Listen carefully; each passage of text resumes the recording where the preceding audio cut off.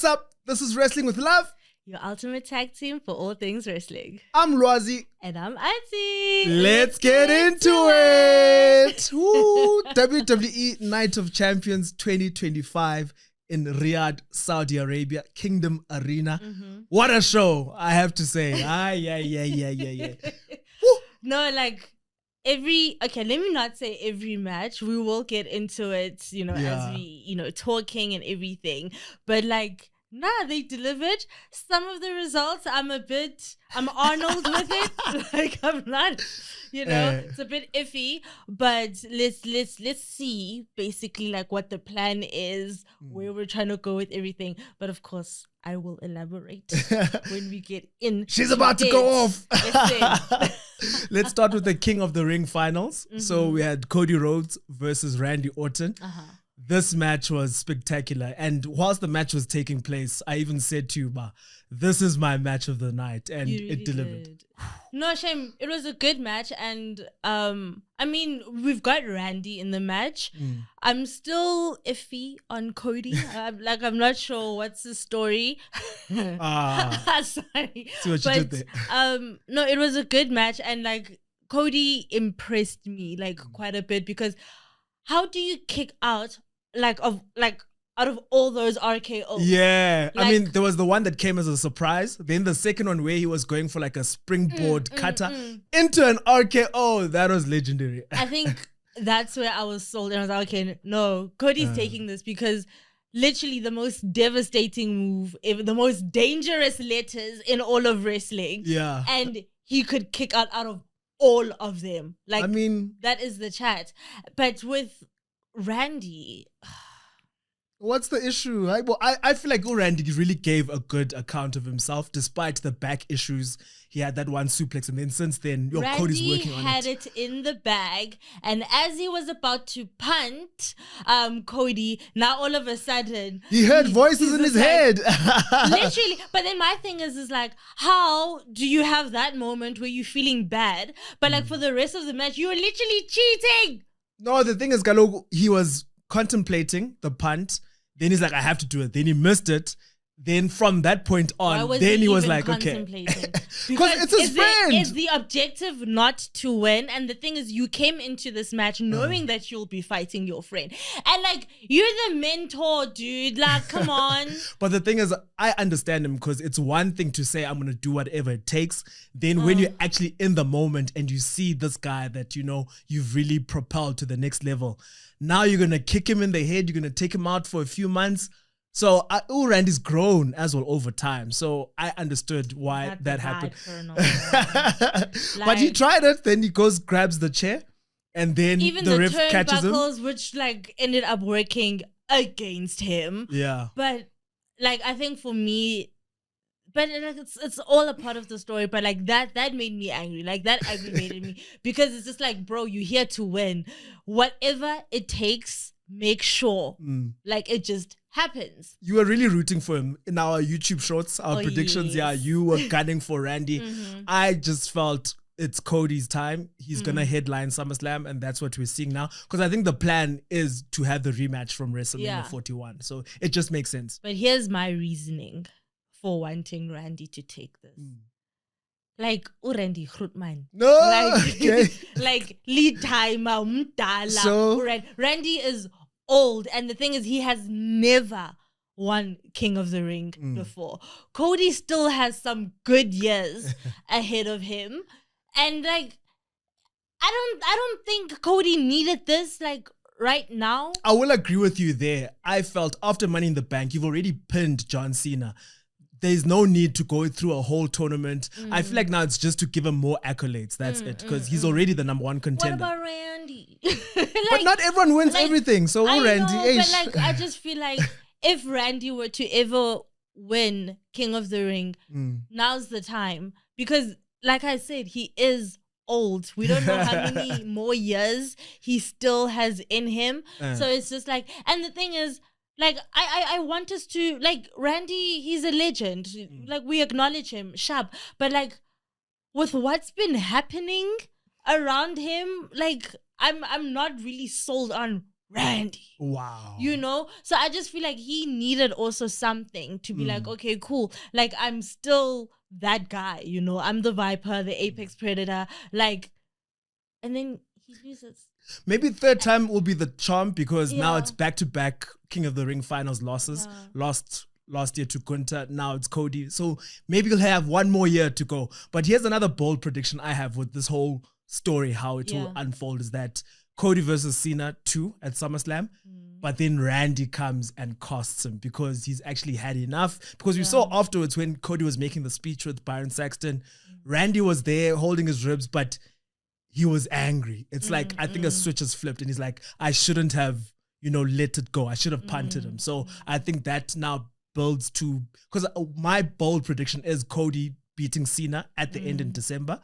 But before that, he must get costed at SummerSlam.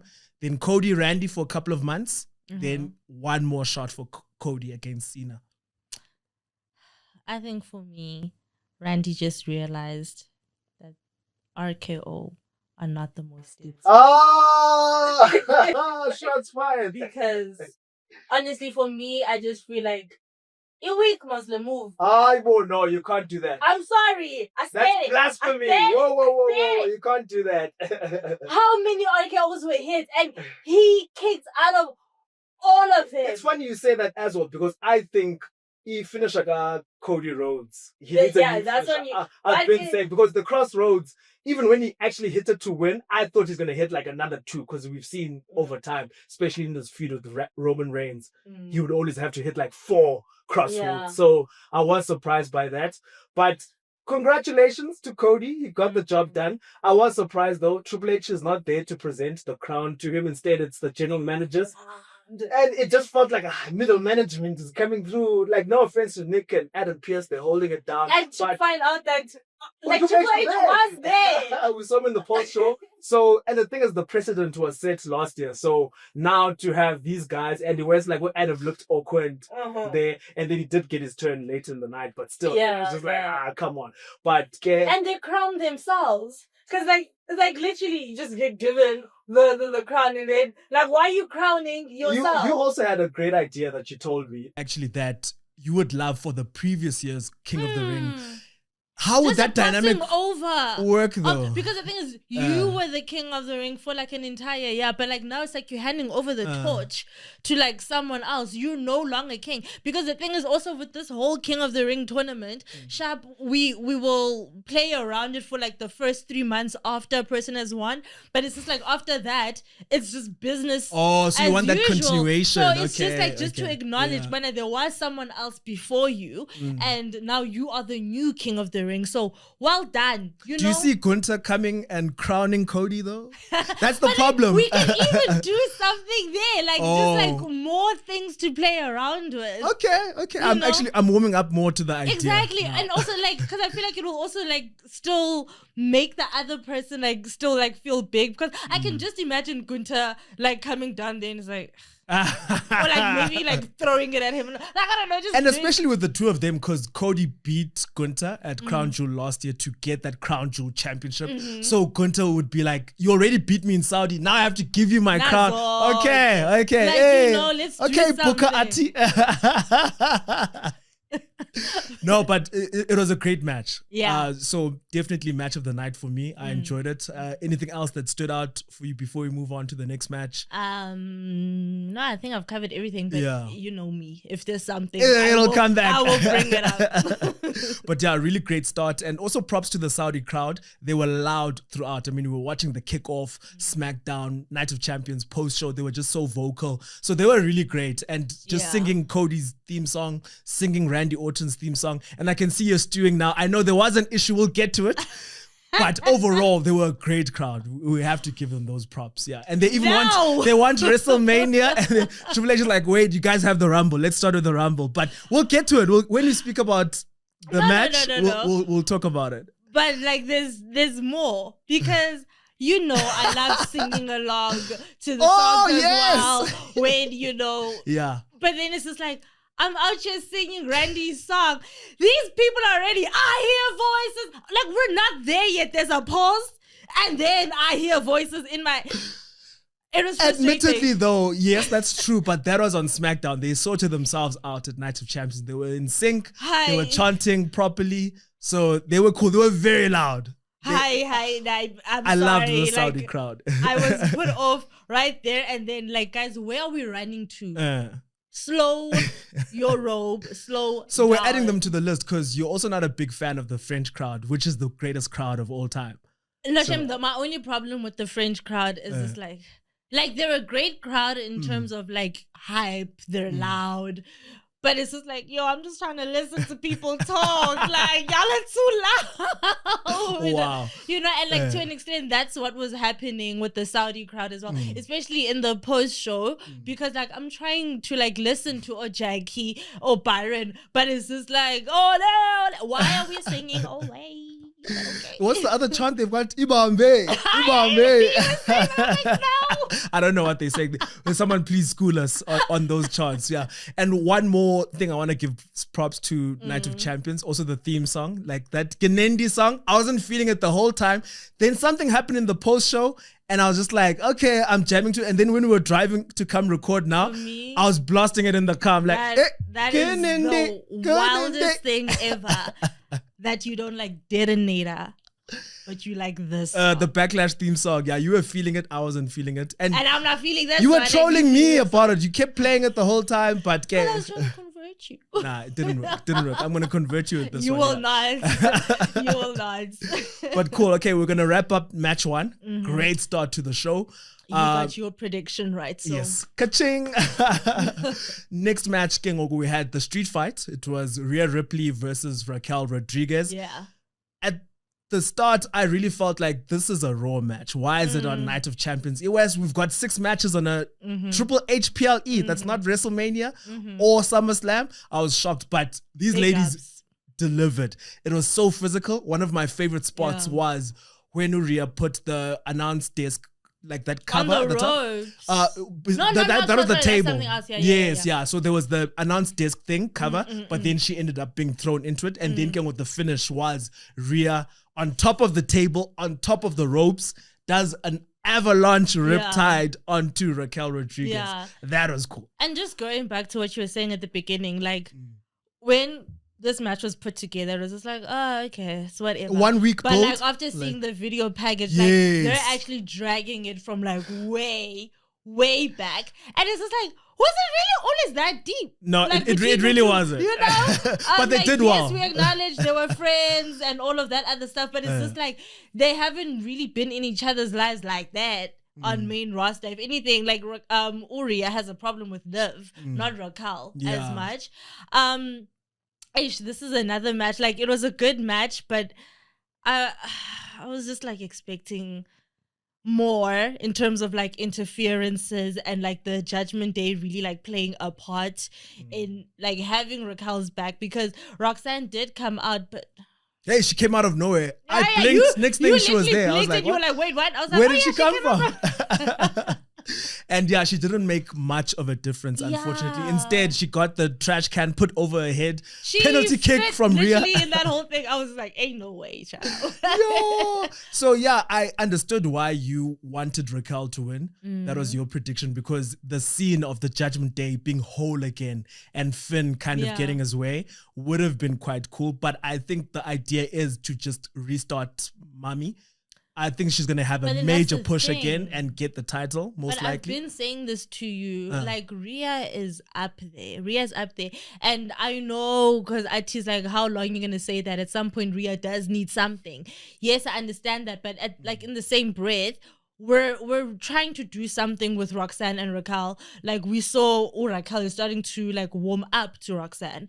And like now my fear is when, okay, Shab, Roxanne, you came through, but like you pulling through didn't help with anything. So it's just like, what if Raquel turns out it's like, Yazin, if you didn't come out, I probably would have won that match. Like I just feel like now it's just not making sense. Like Roxanne is supposed to be like really pulling through for Raquel, where Raquel really gets sold. And then when Ulev comes back, it's like she's kind of like this outsider and basically have karma hit Liv, because just like how everything was stolen from Rhea, and like Rhea was out, you took her man, you took everything from her. The same thing happens with Liv as well, that when she comes back, people have moved on. Like Dom is happy with his nuggets. He doesn't want chicken tenders anymore. Like, so yeah, I just feel like Raquel winning and with the help of Roxanne would have had way more meat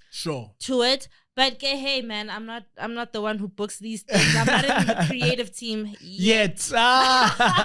So yeah, we'll see. But I will say also Raquel definitely showed out, because we even mentioned before the match that this is gonna be that type of match where if she does well, she can get more opportunities. And I'm hoping now that will happen, because she impressed. I was like, damn. Yeah. Also, another thing I want to bring up is Rhea's record, 31-3 since 2022. Only 3 losses, of which 2 are from Liv. That's crazy. I don't know what's the third loss she had. Maybe it was a tag match or something. But even the internet was like, damn. That's insane. Rhea is like super Rhea at the moment. It's like, it's crazy. I didn't realize. Mommy. Super mommy. Oh, that's got a nice ring to it, actually. Yeah.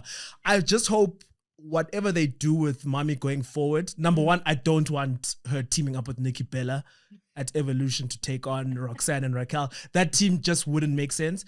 And I also hope we get Io versus Asuka at SummerSlam and not Rhea somehow inserted there. Rhea, I think she can win. What happened the last time at WrestleMania? Yeah, so Rhea must win the title afterwards. I don't know whether they want her for that Crown Jewel Perth show in her home country in Australia. Do they want her to go in as champ or to win the title there? I would hope either way, it mustn't involve SummerSlam. Yeah. Let's just wait a bit more. Yeah. But Mommy's huge. That's the one thing. Like the reactions from the sound of her music, like, it's like, yeah. People go crazy. Pop. Like she's got a huge pop. Yeah, but that was a solid match. Yeah, match number 2 was pretty good. Then match number 3, Sami Zayn versus Karrion Kross. This one you got right. You picked Sami Zayn. Yeah. And he got the W. I went with my heart. I thought, okay, we're going to jumpstart this Karrion Kross thing because he has so much momentum on the internet and it's crossing over to the live audiences now. Because even the segment on Raw the previous week, the moment he appeared on TV, huge pop as well for Karrion Kross. But it just wasn't to be. But it was a good match and they got lots of time. Yeah, I'm sorry. This is very random, but that's the problem. We're too deep in it. We're too invested, because I remember, was it my second WrestleMania? Was it my first? But like I had gotten literally all my predictions. Like I was on the mark with like who would win. And it's because back then I wasn't as invested and emotionally invested as I am now. But now I've got too much emotion in this whole thing. So it sways you. Do you know what I'm saying? It's literally. So I understand, because I should have known. I should have said Sami Zayn is going to win, because then we saw the record as well. 3-0 in PLEs in Saudi Arabia. Yeah. He's the Undertaker of Saudi, basically. So I should have gone with my head, but I was like, Karrion Kross is going to win, but it wasn't to be. Yeah, but it's just like also... like Sammy really is great and all, but like Carrie and Nyani, there really hasn't been much like happening with him. The fact that he had to trick Sammy to get a PLE, like that's been sad. Tough. Like, all he gets is like 30-second segments backstage on Raw, and then main event matches that so it's just like I feel like he needed something, but it's just like it's not gonna happen. I'm gonna have hope soon. The follow-up is so important. So despite the loss, I think there's a lot we can do with Karrion, but now what we can't do is have Karrion not appear on Raw and other PLEs. Then it's like, oh, sorry guys, it didn't work. But the thing is, you didn't do anything. You have to actually back him for a couple of months. Then you can properly assess, but okay, does the Karrion thing work or not?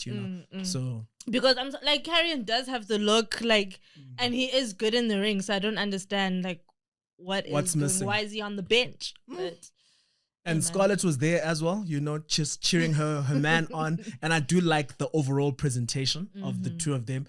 So there's so much more. We could tap into Scarlett as well, as because in NXT, she would kind of be more of the witch kind of thing. Yeah. And even on main roster, I think for a while, she had the cards going on and whatever. So there's tons we can do. So hopefully they do it, but big ups to Sammy.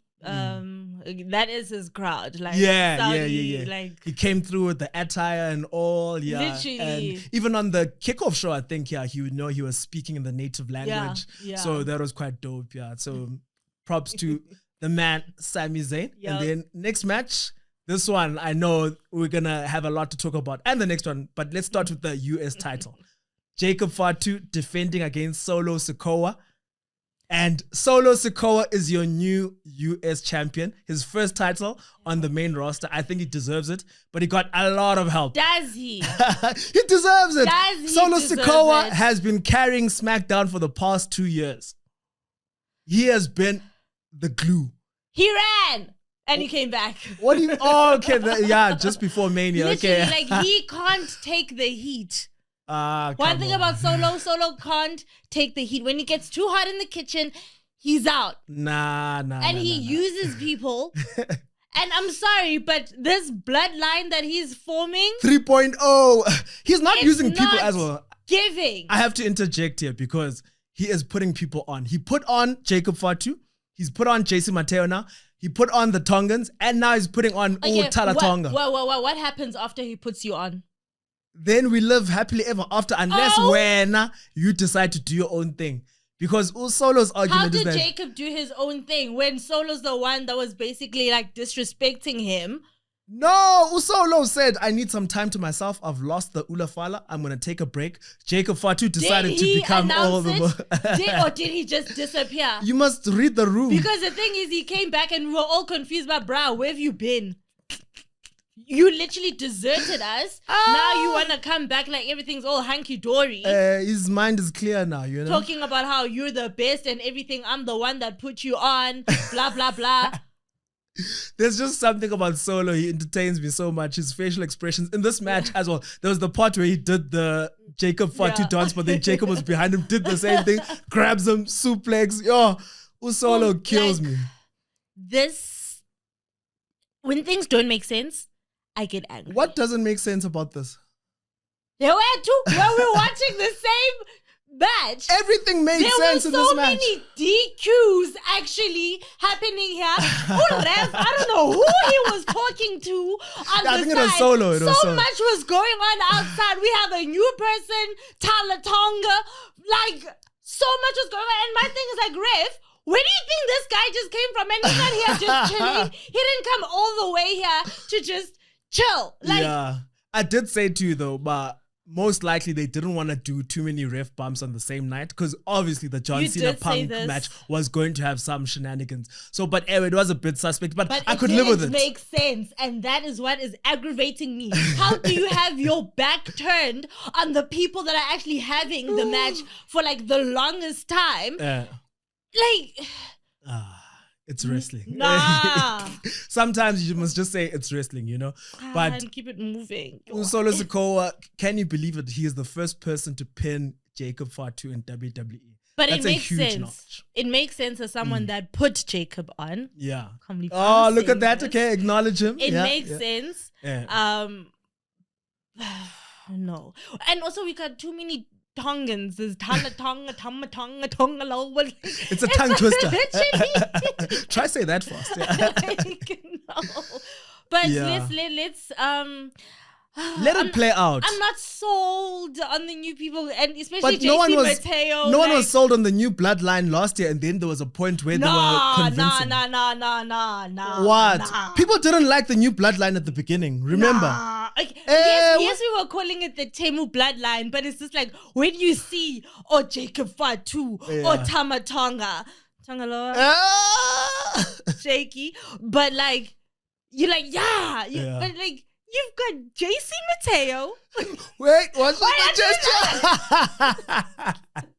You've got JC Mateo. People are roasting Bloodline 3.0. Guys, I see nothing wrong. Respect the man from Hawaii. What's lower than Temu? I don't know. Okay, no.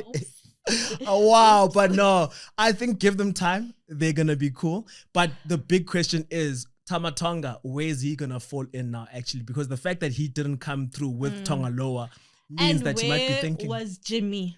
Yes, that's a great question. It was when the night before, they had the whole segment where they ironed things out, and it was even part of the video package. That made me think Jimmy's going to come out. This guy's in Saudi. Maybe he was busy with Naomi, doing big gym things. Naomi was... But she was off at Night of Champions as well, so they went out, they proceeded with caution. But yeah, that's a big question. So maybe Jacob Fatu is going to have an issue with Jimmy actually and be like, okay, because Solo's been trying to recruit Jimmy. So he's going to be like, okay, maybe you actually not who I thought you were. So that could be a thing as well. Oh, man. But another really solid match. I think this, I'll give it props. And one of the moves of the night, Jacob Fatu doing that overhead dive thing. That was incredible. I was like, damn, okay. Jacob Fatu, what can't he do? And he's so big. Literally, you even said, you're so big, but he cleared it so easy. Did it better than most lightweights could do it. So I think still there's nothing to worry about if you're a Jacob Fatu fan because I see them doing the rematch at SummerSlam and I hope it's going to be like a tribal combat match. That'll be cool. Then you can allow a lot of shenanigans because that's the only way I see it going now. Because initially I would have said the first match should have been at SummerSlam. When they did it at Night of Champions, I was like, okay, they want to do the title switch. Then Jacob maybe will have his big moment at SummerSlam again where he's triumphant, whatever. Yeah. That's the plan, I think. They'll have it going. Are you ready for the next match now? With it. I'm sorry, I'm still healing. Oh, you're still healing? Yeah. I think it's about to get worse for you though. Because now we have to talk about Queen of the Ring. Jade Cargill versus Asuka. We love Jade. But there's a lot to talk about here. And I want to separate the two matters, actually. I want to talk about the reaction she got, then we'll talk about the match. The reaction she got on SmackDown and at Night of Champions during and after the match. This is where now the Saudi crowd, you guys have to account. Because storyline-wise, it makes no sense. Just like in Europe, they were booing Bianca. What's going on?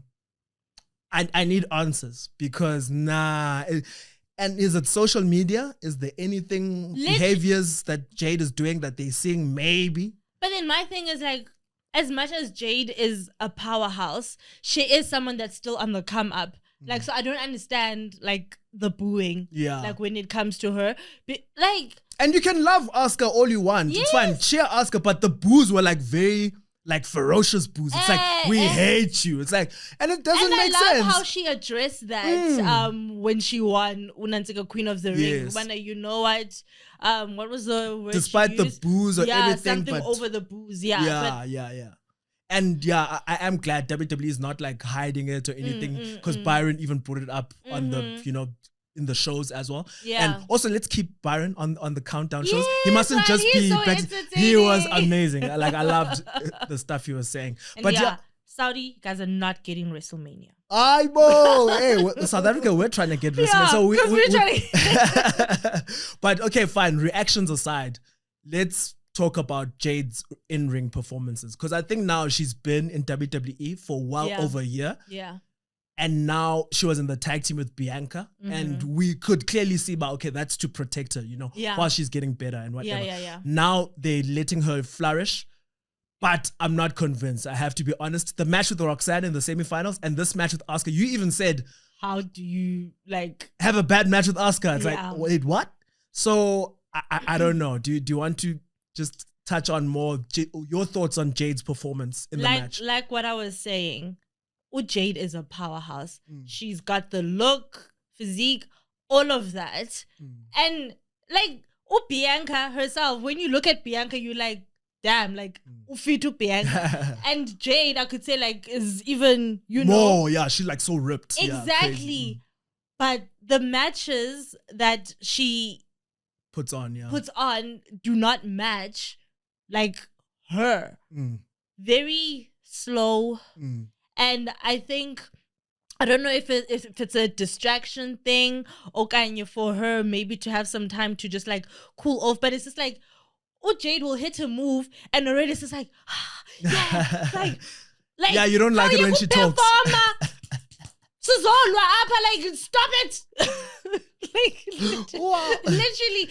So for me, her matches are not hard hitting enough. I'm not blown away by he moves Zaike. So I need to see more. And the thing is you've been here now. You're not new anymore. You've been here. We can give you grace for so long. You know? And to an extent, I would even say, Kubana, I think Bianca was somewhat of a mentor. Like, kind of like taking her under her wing type of thing, with them being, you know, tag team, whatever. Champions, together. So it's like, okay, you've seen the ropes and everything. Now fly. And she's not flying. She's still running. So yeah, I'm not impressed. And like, as a Jade fan, like, I am disappointed, because I'm just like, come on, girl. I know you've got it in you. Yeah. But I guess she's probably just trying to be careful, because like I said, like, she's got the physique, like, she's got it all. Because like, another thing we need to take into consideration is, like, it is very easy to injure someone. Yeah, shame we've seen a number of injuries lately. You know, Zoe Stark. So I don't know, maybe Liv. so I don't know if maybe she is like staying on the side of caution. The irony there. You know, when it comes to that. But I just need to see more. Like, I'm a huge Jade fan, but do more for me. And the thing is, the pressure is going to get worse, because now she's guaranteed a title match at SummerSlam. I would imagine she's facing Tiffany Stratton, according to how they explained it. That match has to deliver as well. And then, of course, I think without a doubt, she's going to go back into a feud with Naomi. That's got to be a killer feud. And then Bianca as well as another one. It's like, we've seen whenever they mention Bianca, Jade kind of has a stank look. So I think there's unfinished business there, because I think Jade still holds Bianca responsible. How could you give my title away to Naomi? Even though Jade could have just called up and be like, hey, I know who did it. Like, you know, so I don't, that's a bit of a plot hole. But still, Jade, her time is kind of running out. She has to deliver, but she's definitely got the look though, because even though you were kind of saying like the Night of Champions look kind of scared you a bit, like the eyes and but still she looks like a superhero. So she's got that on lock. You can slap her face on a poster today and it will sell. I just hope the Saudi boos don't carry over into the US, because that happened with Bianca. Like, Bianca was good. All of a sudden, she gets booed in Europe. Now, all of a sudden, for no good reason, all the time. So I just hope that really doesn't carry over. And I think that's why I'm just like, Jade, you need to do more, because if every match that you have, it's a... people are going to critique that, Now we're going to look at she that. sucks or whatever. Exactly. And it's not that she sucks, but she needs to and we really know deliver. You're working hard for everything. Like, you know, but... And speaking of the person who I think is going to face her at SummerSlam, Tiffy, she was at Night of Champions making an appearance. Street Profits as well. Julia, the new Women's United States Champion. So I found it interesting that maybe WWE heard the criticism, because people were like, Night of Champions, but only 2 title matches. The night before Night of Champions had more title matches than that. So they were like, okay, let's parade some of these guys. They're here already, so let's do that. So I found that interesting, but it was a nice touch. So that was pretty cool. And overall, the stage was really dope. So that's the one thing. Yo, the ramp, the pyro, everything. It was really cool. It was really cool. So I love the presentation. And then that leads us to the main event. Everything was primed. CM Punk versus John Cena. And I think even before we get into the match, we have to touch on the feud. Because starting off with John Cena's pipe bomb. Do check out Ati's, SmackDown standouts. She goes in depth about the pipe bomb, and then also Punk Live can go over. I was like, no. CM Punk coming through there, drug free, That was all hilarious. So they had set the tone so nicely. Now the hype was there. And then even the kickoff, CM Punk getting booed. So now that's what I want to talk about, because I feel like John Cena's pipe bomb was so amazing that it's like, you know what? It made him a face. Yeah. If anything. But now there's CM Punk and it's just like, okay. Like, so I think the boos were like basically coming from that. But you know what? John Cena was right about you. We see it all now. So, But I think CM Punk did very well to apologize to the Saudi crowd, because there is a lot of behind the scenes. Did he mean it? Well, I Was can't it answer not that. to get the crowd on his side? But it worked. Again. That's the thing, because there was like mixed reactions on SmackDown. But by Night of Champions, when he came out, the people were singing his song. And I think that was great because it played into the right dynamic of how we needed this match to be. Because if people were cheering Cena throughout and booing Punk, then what we saw wouldn't have worked out as well. Yeah. Oh, yeah. Because John Cena also had that moment where now he's not looking at The Rock, he's looking at us. His face changed. Yo. There were so many great moments in this match. But even before we get to the shenanigans and everything, the match itself, what I loved about it, it was all throwbacks, essentially. The moveset, it's like the 2011, 2012 matches. Yeah. It was crazy. Even when Punk would dive on Cena, Cena picks him up. Then Punk is also doing the STF on John Cena, all of that. So all of that was really good. I love that. And then that guy. Ah, come on. Then the shenanigans come through, Kengoku, and it just went crazy. The ref bump, and now Seth Rollins comes out and he takes his time. He's not even dressed to wrestle. I was even like, this guy is in a suit. Like, what's going to happen? They're taking their time, and then next thing he's just like, oh, the hand gesture. Like, basically, go. My dogs, go through. Hey, Bronson, not Braun, they struggled so much to put CM Punk through the table. Like, maybe he was too sweaty. You guys are two big guys. How are you struggling with CM Punk? It was the humidity in the arena. Michael Cole spoke that was about another thing where I was like, Yazin actually big ups like Nyani for all the matches, because 120, 109. Whatever the degrees were. Past boiling point. Past boiling point. But the performers all did well. It's not like they were slacking. Yeah. So, they delivered. This match was crazy. Then we have Penta come out. I think both of us were like, wait, what? Like who's that? the music, I think he needs new music. It was anticlimactic. And I felt LA Knight should have come out, really. So he wasn't on SmackDown, wasn't at Night of Champions. But then we got, the second coming of Sami Zayn. He came through as well to equalize things. So shenanigans galore. And then now, but still Seth didn't really cash in, so we can't. It wasn't a failed cash in. It wasn't a failed cash in. Like, who said? Okay, never mind. Yeah, but I loved what was going on though throughout all the chaoticness of it all. But in the end, John Cena comes through, still our undisputed WWE champion. And then even at the end, he's like, "You ain't gonna cut it until I'm ready. You're gonna get this." Man, like this was good. And what I want also is that, because I'm seeing people online, they're talking about, they want another rematch between Cena and Orton, Cena and Punk. I don't think that should happen. I think it would be nice to know the last Cena versus Orton match was that Backlash one. The last Punk Cena match is this one. Just to remember it fondly, but this is where all that chaos happened. Yeah. Then we can do Cody and Cena again, because we have to, because that Mania 41 main event. So, but all these other, like his legendary feuds, these should be the last ones. And it's interesting that like Cena comes out on top in all of those. Yeah. So I think, No, it was solid, but I think I was loving the dynamic of CM Punk kind of being the heel and John Cena turning face again. But they managed to work it out. What I will say as well, I enjoyed the moment where Cena now was like saying to Seth, "Bro, what are you doing?" And then there was a moment where Cena and Punk are kind of working together, and it did give those vibes of Cena's back to being like a full babyface. It felt cool. He's like playing with us, because like it's like he's dangling this carrot. It's like, "Oh, you want me to be a good guy?" And all these like moments of doubt as well, because there was a time where he could have hit Punk with the title, but he decided not to. Like the fans were like, "No, don't do it." Then he didn't do it.